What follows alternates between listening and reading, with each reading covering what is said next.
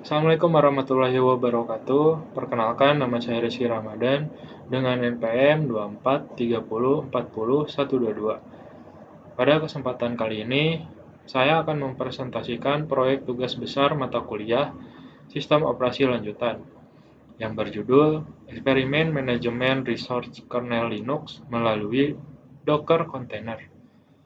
Fokus utama proyek ini adalah mengimplementasikan tema A, yaitu bagaimana kita melakukan pembatasan memori atau RAM pada sistem terisolasi untuk menjamin stabilitas sistem operasi.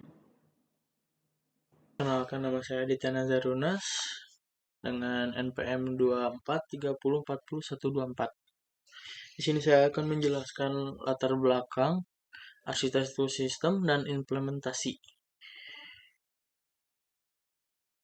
Yang kedua, latar belakang dan tujuan. Masalah utama yang sering dihadapi dalam pengelolaan server adalah risiko ketidakstabilan sistem akibat resource hogging, di mana satu aplikasi monopoli RAM sehingga sistem menjadi lambat atau bahkan crash. Tujuan dari proyek ini adalah untuk membuktikan efektivitas fitur cgroup pada kernel Linux dalam membatasi pengguna RAM secara presisi. Selain itu, kami juga mengimplementasikan isolasi layanan menggunakan Docker namespace. Selain itu, kami juga mengimplementasikan isolasi layanan menggunakan Docker untuk menggunakan Docker namespace untuk memastikan keamanan antar proses aplikasi dan menjaga ketersediaan sumber daya bagi sistem operasi utama atau host. Ketiga, arsitektur sistem. Bisa dilihat pada diagram arsitektur di layar. Sistem kami menggunakan metode layer virtualization. Lapisan terbawah adalah perangkat keras berupa laptop, HP yang menjalankan Windows 11 sebagai host OS. Di atasnya, kami menggunakan VirtualBox sebagai hypervisor untuk menjalankan guest OS Ubuntu server.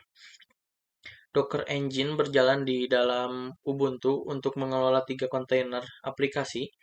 Dalam konteks ini, laptop kami bertindak sebagai edge device yang melakukan pemrosesan data secara lokal, namun tetap terhubung dengan cloud melalui Docker Hub untuk menarik image aplikasi yang dibutuhkan. Keempat, implementasi dan troubleshooting. Layanan yang kami jalankan terdiri dari 3 komponen utama, yaitu Nginx sebagai web server, Redis sebagai database, dan Alpine Linux sebagai aplikasi utilitas. Selama proses implementasi, kami menghadapi kendala teknis nyata berupa network timeout atau TLS handshake timeout saat mencoba menarik image dari Docker Hub. Hal ini terlihat pada log terminal yang mencatat kegagalan koneksi. Sebagai langkah troubleshooting, kami melakukan optimasi konektivitas dan menjalankan prosedur manual pooling secara berulang hingga seluruh image berhasil terunduh dan kontainer dapat dijalankan dengan parameter memori yang telah ditentukan. Selanjutnya, kita akan melihat demo untuk mengecek apakah berjalan dengan baik atau benar. Oke, sekarang kita ada di demo monitoring.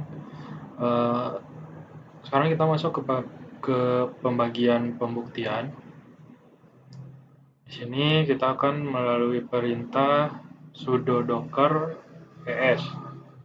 Kita dapat memverifikasi bahwa ketiga kontainer yaitu web, db, dan app telah berstatus up atau sedang berjalan dengan normal. Kita ketikkan seperti ini, sudo docker es. Kita enter, dan ini hasilnya ya. Alpine-nya statusnya up, terus ada Redis dengan statusnya juga up, dan Nginx sama juga dengan status A.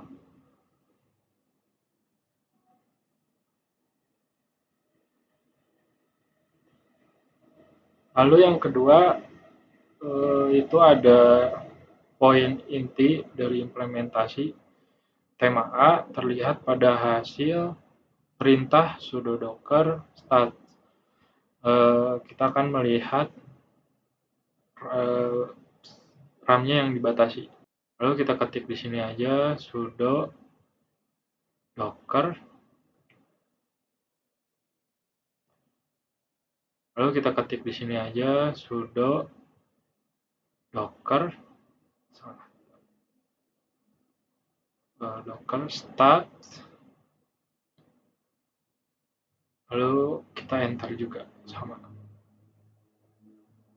Dan di sini terlihat bahwa app itu limitnya ada 300 MIB, terus di DB ada 500 MIB, dan di web ada 200 MIB juga. Data ini membuktikan bahwa mekanisme pembatasan sumber daya telah bekerja dengan sukses di level kernel. Oke, selanjutnya ada analisis kernel dan kesimpulan.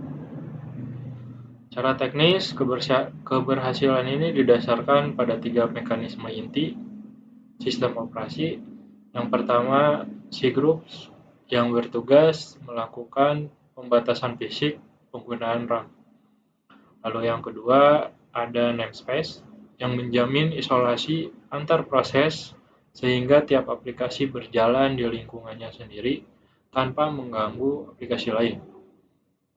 Lalu ada yang ketiga, yang terakhir, ada CFS scheduler yang memastikan pembagian waktu CPU dilakukan secara adil dan efisien. Jadi kesimpulannya, manajemen resource melalui Docker terbukti mampu menjaga stabilitas OS. Teknologi kontainer ini jauh lebih efisien dibandingkan virtualisasi tradisional dalam hal penggunaan sumber daya sistem. Mungkin itu saja dari presentasi kami. Mohon maaf atas kekurangan kami atau perkataan kami yang tidak mengenak. Itu saja, sekian dari kami. Wassalamualaikum warahmatullahi wabarakatuh.